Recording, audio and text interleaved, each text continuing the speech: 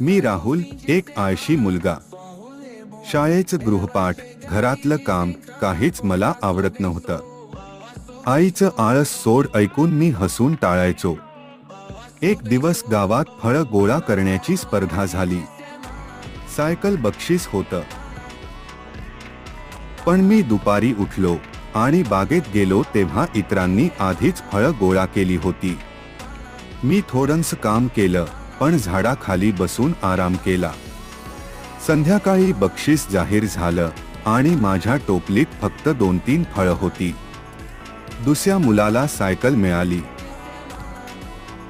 त्या क्षणी मला समजलं, आळस हा यशाचा शत्रू आहे.